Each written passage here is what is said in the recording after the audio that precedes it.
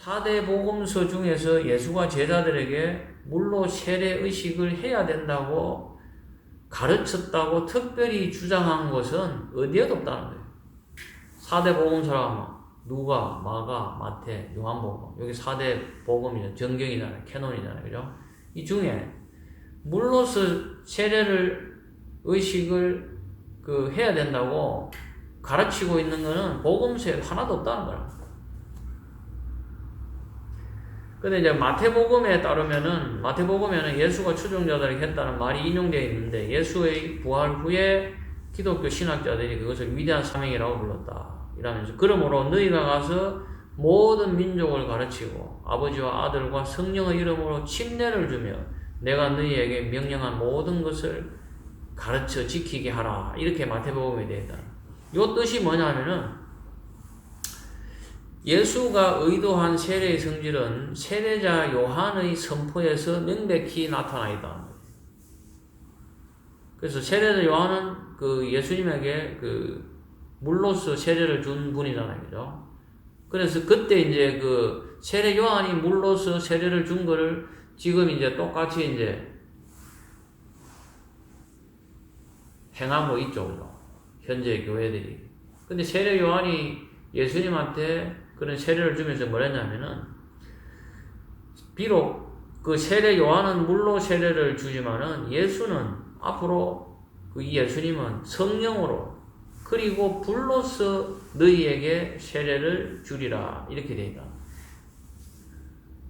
이 세례 요한은 물로서 세례를 주지만은 예수님은 불로서 준다. 이렇게 되어 있는 거예요. 근데 지금 하는 거는 물로서 세례를 주죠. 불로서 세례를 주는 방법을 모르기 때문에 불로서. 182페이지 보면은 중간에 보면은 육신으로 난 것은 육이요 또 영으로 난 것은 영이다 이런 게 있는데 이게 우리가 조금 이따 하게 될 혼외과학의 마하라지가 했던 책에서 설명했던 거하고 굉장히 일맥상통하는 거예요. 그게 뭐냐? 우리가 육신이라 그러는 거는 지수화풍공에서 오는 거고, 영은 오는 게 달라. 근데 보통 이제 영이 그게 물질이라든지 이런 것들을 또 만들어가지고 같이 이렇게 돼 있는 것처럼 이렇게 돼 있는데, 말하자면 뭐라잖아요. 그죠? 육체가 오는 곳과 내 안에 있는 영이 오는 곳은 오는 근원이 다르다는 거예요.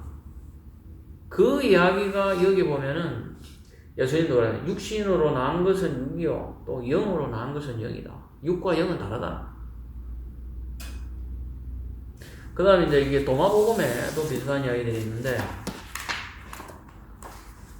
도마복음에도 보면은 여기 보면은 29절에 보면은 예수께서 말씀하셨습니다. 이렇게 해가지고 만약 육체가 영 때문에 생겨나게 되었다면은 그것은 놀라운 일입니다. 그러나 영이 육체 때문에 생겨났다면은 그것은 더욱 놀라운 일입니다. 그러나 나는 이 큰 부요함이 어떻게 이와 같은 궁핍 속에 나타났는지 놀라워할 따름입니다. 이 말이 그 말이에요. 만약에 육체가 내 안에 있는 영혼 때문에 이 영혼이 육체라는 옷을 만들어서 입는 영에서 육이 나왔다 하는 이런 쪽이라 하면은 그거는 놀라운 거다. 실제로 안 그렇다는 그런 뜻이에요.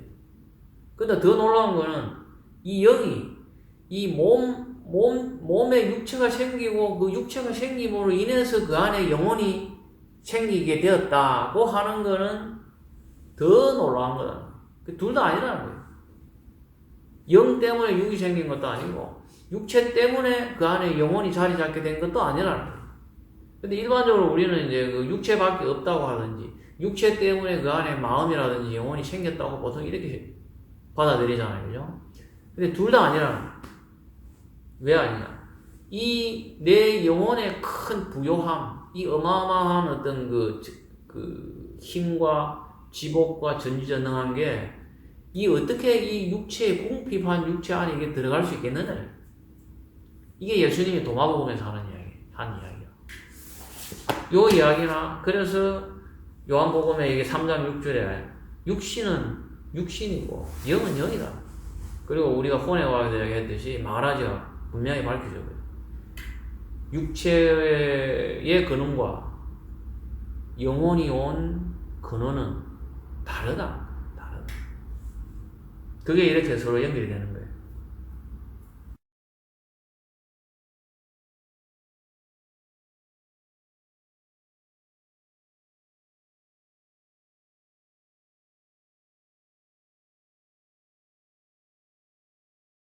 내가 너희는 거듭나야 한다. 그 말한 것을 이상히 여기지 말라. 바람이 임의로 불어서 네가 그 소리를 들어도 어디서 와서 어디로 가는지 알지 못하듯이 성령으로 난 사람 모두 그와 같다.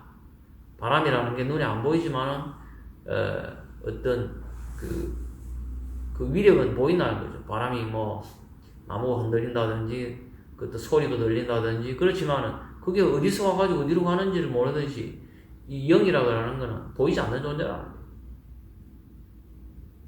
그러나 있다, 실체는 있다. 그래서 너희는 거듭나야 된다.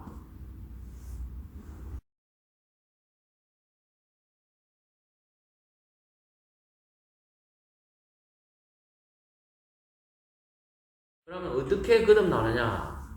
영적인 탄생은 참된 구루, 참된 스승의 이끄는 거에 의해서 영적인 탄생이 가능하다. 그래서 그 중간에 보면은 참된 구루는 자신의 계몽된 의식을 통하여 신으로부터 흐르는 영적인 전류로 제자들이 내 세포를 변화시킬 수 있다. 그러나 영적인 전류가 있어야 된다. 조율된 사람은 모든 의지가 변하는 것을 느낀다. 크리아요가 수행으로 깊고 진지하게 명상하는 자는 신성한 전류를 내 세포 속으로 보내는 법을 배운다. 영혼은 물질적인 욕망, 물질적인 행동, 물질적인 습관의 희생들로 짜여진 까르마의 끈에 의해서 몸에 속박된다. 오직 생명의 전류만이 수백만의 까르마의 기록들을 파괴시키고 인생을 변화시킬 수 있다. 그때 그는 다시 태어난다. 이게 거듭 태어난다는 그런 거다.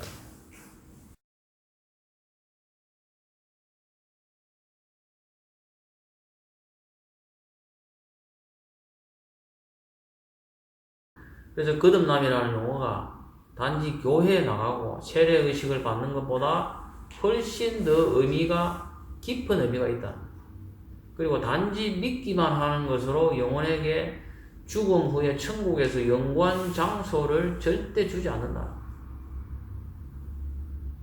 그것은 지금 신과 교통하는 것이 필요하다. 믿고 죽으면은 바로 뭐 천국에 간다 이렇게 되어 있는데 그게 아니고 죽기 전에 지금 현재 내가 살아있는 상태에서 신과 교통이 돼야 되는 거야. 신과 만나야 된다.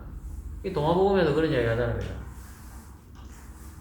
믿으면 죽어서 천국에 갑니까? 하나님 만납니까? 그렇게 이야기하니까. 예수님이 그러잖아요. 살아서도 못 보는데 어떻게 죽어서 천국을 볼 수 있겠느냐? 하나님 나를 볼 수 있겠느냐? 이렇게 이야기해요. 그 이야기가 똑같은 거예요. 거듭나야 한다는 게 교회 나가고 세례를 받고 믿고 그렇게 하면은 죽어서 천국에서 영구하게 천국에 태어난다 이런 게 아니고 지금 신과 만나야 된다. 그게 아니면 안 된다. 그래서 이 세상에서 천사가 되지 못한 인간은 하늘나라에서도 마찬가지다. 지금 이 세상에서 내가 예수님을 믿고 한다고 막 온갖 말도 안 되는 성경을 해석을 해서 그래서 내가 막 나는 예수님 하나님 믿고 있고 이거를 내가 막 포교를 하고 있고 그러니까 어떤 수단과 방법을 통해서 사람을 속이든지 어떻게 하든지 협박을 하든지 간에 내가 예수님 믿고 하나님을 하고 있으니까 죽어서 나는 천국에 태어날 거다 이렇게 믿고 엄청나게 많은 사람들이 지금 그렇게 행동하고 있잖아요. 그렇게 한다고 해서 태어나지 않는다. 예? 지금 이 세상에서 내가 천사가 되지 못하면은 하늘나라에서도 마찬가지라. 영원한다 이야기. 그래서 죽음으로써 진보를 멈추게 되면은 새로운 환생에서 까르마에서 다시 태어나서 그 죽을 때 그 상태에서 그 다음 생에서 다시 공부를 새로 해야 되는 거예요. 죽어서 천국으로 가는 게 아니고. 그래서 그 186페이지 뒤에 마지막으로 햇빛이라든지 아름다운 경치들은 우리가 눈을 감는다면 볼 수가 없다. 이와 같이 우리가 직관적인 지각의 영적인 눈을 뜨지 못한다면 만물 속에 편재한 신은 보이지 않는다. 우리가 필멸하는 몸이 아니라 집중된 생명 에너지 속에 숨어있는 무한한 영의 하나의 성광임을 지각할 때 신의 왕국을 볼 수 있다. 이렇게.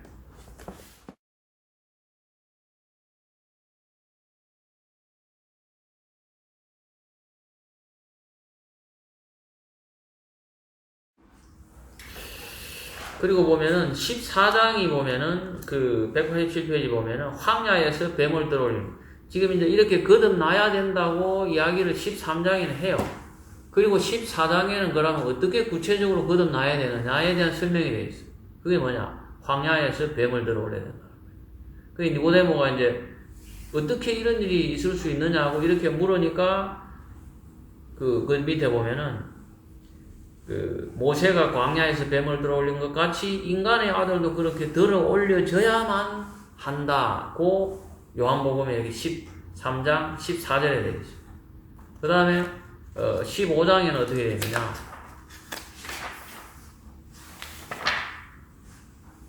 (15장에는) 하나님께서 세상을 이처럼 사랑하셔서 그의 독생자를 주셨으니 그를 믿는 사람은 누구든지 멸망하지 않고 영생을 얻게 하려 하십니다.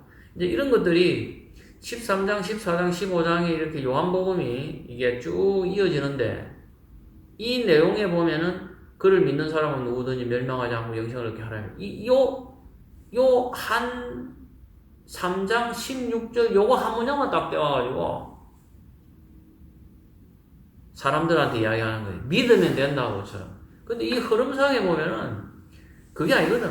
이걸 흐름으로서 이 요한복음을 이해를 해야 되는데 요 요한복음에 있는 요 한 줄 요렇게 요런 것만 떼가지고 그냥 사람들한테 믿으면 된다. 고 이렇게 이야기하는 거예요. 이건 흐름상으로 그게 아니라는 거죠. 15장에 보면은 그 이제 독생자 내 안에 있는 신을 만나는 그런 존재 그렇게 하는 거를 믿어야 된다는 거. 그렇게 했을 때 이제 영생을 얻는다는 거고. 그 다음에 이게 보면은 요 니고데모 이야기 어떻게 끝나냐면은 19절, 20절, 21절 이렇게 봐요. 19절에 보면은 이것이 정죄라. 18절에 보면은 아들을 믿는 사람은 정죄를 받지 아니하나 믿지 않는 사람은 이미 정죄를 받은 것이라. 이게 이제 이것도 이제 자기들이 이제 믿어야 되고 안 믿으면 안 된다 이렇게 이야기하는데 19절에 보면 이것이 정죄라. 즉 빛이 세상에 왔으나 사람들이 빛보다는 오히려 어둠을 더 사랑하니 이는 그들의 행위가 악하기 때문이다. 20절에 보면 악을 행하는 자는 누구나 빛을 미워하며 빛으로 오지 아니하나니 혹 자기의 행위가 책망받을까 합니다. 21절의 마지막에 니고데모 이야기의 마지막이 어떻게 끝나냐면은 진리를 행하는 자는 빛으로 오나니 이는 하나님 안에서 행한 자기의 행위를 나타내고자 함이라 하시더라. 이게 니고데모가 예수님을 찾아와가지고 쭉 이어지는 과정에 니고데모 이야기의 마지막에 빛이라는 게 빛을 만나야 되고 빛을 봐야 된다. 그 빛을 만나는 거는 뭐냐? 뱀을 들어 올려야 된다. 뱀이 뭐냐? 내 안에 있는 쿤달리니 각성을 지켜서 모세가 지팡이에 불뱀을 단 것처럼 그렇게 각성이 돼서 그렇게 해야 내가 거듭난다는 거예요. 이게. 그래서 13장, 14장, 15절이 아까도 얘기했다시피 기독교에 나 있는 수련법. 그리고 이 구체적인 부분이 그러면 더 어디에 나와 있느냐? 요한계시록에 나와 있죠. 쿤달리니 각성이 돼서 척추가 각성이 돼서 갈 때에 듣는 소리, 보는 빛 이런 게 이제 요한계시록에 더 구체적으로 나와 있죠.